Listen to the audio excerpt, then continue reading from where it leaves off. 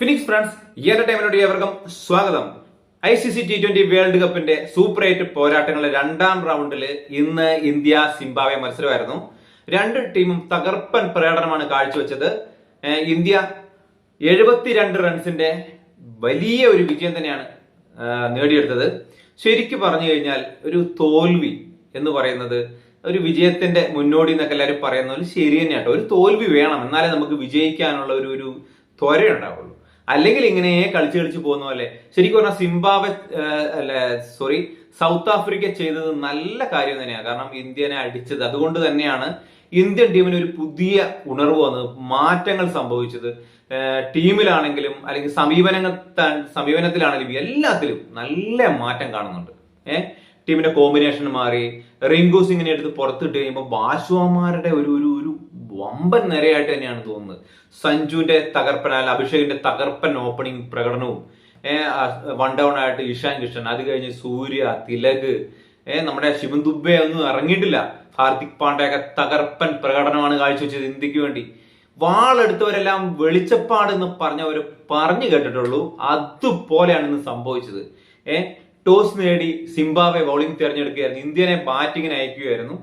India ആദ്യം നിശ്ചിത 20 ഓവറിൽ 256 റൺസാണ് എടുത്തത്. 4 വിക്കറ്റ് നഷ്ടപ്പെട്ടു.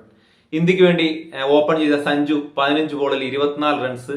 അതേപോലെ തന്നെ അഭിഷേക് ശർമ്മ 30 ബോളിൽ 55 റൺസ്. ഇഷാൻ കിഷൻ 24 ബോളിൽ 38. സൂര്യകുമാർ യാദവ് 13 ബോളിൽ 33. ഹാർദിക് പാണ്ഡ്യ 23 ബോളിൽ 50. തിലക് വർമ്മ 16 ബോളിൽ 44 റൺ. തകർപ്പൻ പ്രകടനം, തകർപ്പൻ. സഞ്ജുവിന്റെ തുടക്കം തന്നെയാണ് നമുക്ക് ഇത്രയും വലിയൊരു സ്കോറിലോട്ട് എത്തിച്ചത്. കാരണം തുടക്കത്തിൽ ഫസ്റ്റ് ഓവറിൽ തന്നെ ഒരു വിക്കറ്റ് ഒക്കെ വീണ് പോയി കഴിഞ്ഞു കഴിഞ്ഞാൽ ഇന്ത്യയുടെ താളം തെറ്റി. ഇത് സഞ്ജു 3ാമത്തെ ഓവറിൽ ഔട്ടായെങ്കിലും പക്ഷേങ്കില് നല്ല സ്റ്റാർട്ടാണ് ഇന്ത്യക്ക് കൊടുത്തത്. 3 ഓവർ കഴിയുമ്പോഴത്തേക്ക് ഇന്ത്യ 47 റൺസായി. ഇതുവരെ നമ്മുടെ ഈ വേൾഡ് കപ്പില് ഏറ്റവും വലിയ സ്കോറാണത്. ഓപ്പണിംഗ് പാർട്ണർഷിപ്പാണത്. അത് ഇന്ത്യക്ക് നല്ലൊരു താളം, നല്ലൊരു പിന്തുണയാണ് കൊടുത്തത്. പിന്നെ വന്നവർക്കെല്ലാം നല്ലപോലെ സ്ട്രൈക്ക് ചെയ്ത് അടിച്ച് കളിക്കാൻ പറ്റിയത് അതുകൊണ്ടാണ്.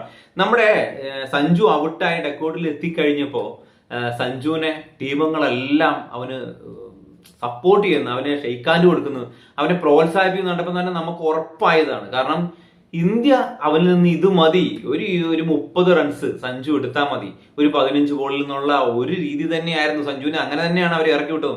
മാത്രമല്ല വിക്കറ്റ് കീപ്പർ ബാഷ്വാനായിട്ടാണ് സഞ്ജുവിന് ഇന്ന് ടീം നിലനിർത്തിയത്. അത് ഭയങ്കര ഒരു സപ്പോർട്ടാണ് സഞ്ജുവിന് കൊടുത്തത്. അത് ഭയങ്കര ഒരു ഉണർവാണ്.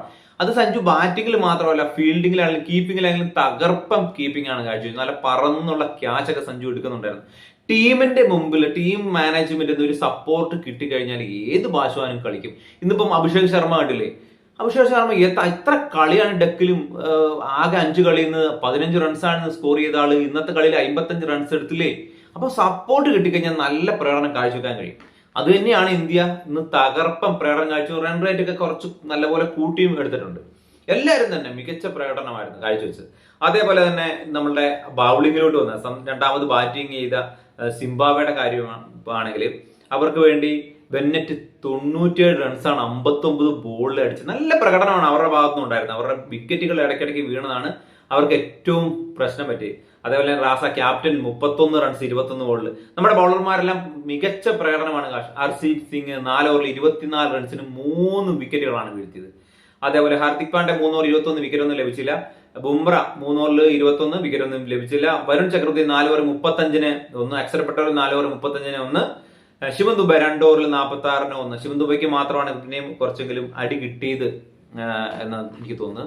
ബാക്കി എല്ലാവരും ബൗളിംഗിൽ, ഫീൽഡിംഗ്. നമ്മുടെ റിങ്കു സിംഗ് ഇടയ്ക്ക് ആർക്കും പകരം ഫീൽഡിൽ ഇറങ്ങിയിട്ടുണ്ടായിരുന്നു. റിങ്കു സിംഗ് ഒരു ക്യാച്ച് മിസ്സാക്കിയിട്ടുണ്ടായിരുന്നു തുടക്കത്തിൽ തന്നെ. അതൊരു കല്ലുകടിയായിട്ട് തോന്നി. കാരണം വരുൺ ചക്രവർത്തിയുടെ ബോളിലായിരുന്നു ക്യാച്ച് മിസ്സായത്. അത് എന്തു പറയലേ, ഒരു കണ്ണുകൊള്ളാണ്ടിരിക്കാൻ ഒരെണ്ണം അവിടെ ഇരിക്കട്ടെ എന്നൊക്കെ. നല്ല ഫീൽഡിംഗ് ആയിരുന്നു, നല്ല ബൗളിംഗ് ആയിരുന്നു, നല്ല ബാറ്റിംഗ് ആയിരുന്നു. ഈ പ്രകടനം തുടർന്ന് കൊണ്ടുപോകാൻ ഇന്ത്യക്ക് സാധിക്കട്ടെ. കാരണം വെച്ചാല് നല്ലൊരു അടി തലയ്ക്ക് കിട്ടിയപ്പോഴാണ് എല്ലാവരുടെയും ബുദ്ധി ഉദിച്ചത്. നക്ഷത്രം ഒക്കെ വന്നത് നല്ലപോലെ ഫുള്ള് മിന്നി തിളങ്ങി. അപ്പൊ എല്ലാവരും ചിന്തിച്ചു. നമ്മുടെ ക്യാപ്റ്റനും കോച്ചും ടീം മാനേജ്മെന്റ് എല്ലാം കുത്തിയിരുന്ന് എന്താണ് മാറ്റം വരുത്തേണ്ടത്. ശരിക്കും പറഞ്ഞാൽ ഒറ്റ മാറ്റമേ വരുത്തേണ്ടുണ്ടായിരുന്നുള്ളൂ. സഞ്ജു മാത്രം ടീമില് സഞ്ജു നല്ല പ്രകടനം ഉണ്ടോ ഇല്ലയോ എന്നല്ല, ടീമിന് മൊത്തമായിട്ടൊരു ഉണർവ്, ഇന്ത്യക്ക് മികച്ച പ്രകടനം, ഇന്ത്യക്ക് വിജയം. സഞ്ജു ഉള്ള സമയത്ത് ഇന്ത്യക്ക് നല്ല വിജയം, അല്ലാത്തപ്പോഴും വിജയം ഇല്ല എന്നല്ല, അതൊരു പ്രത്യേക ഒരു മലയാളി ഉള്ളപ്പോൾ ഒരു കപ്പൊക്കെ അടിക്കുന്ന ഒരു ഇതല്ലേ. നമുക്കറിയാലോ, ശ്രീശാന്ത് ഉള്ളപ്പം ഇന്ത്യ കപ്പടിച്ച് നമുക്ക് അറിയാവുന്ന കാര്യമല്ലേ.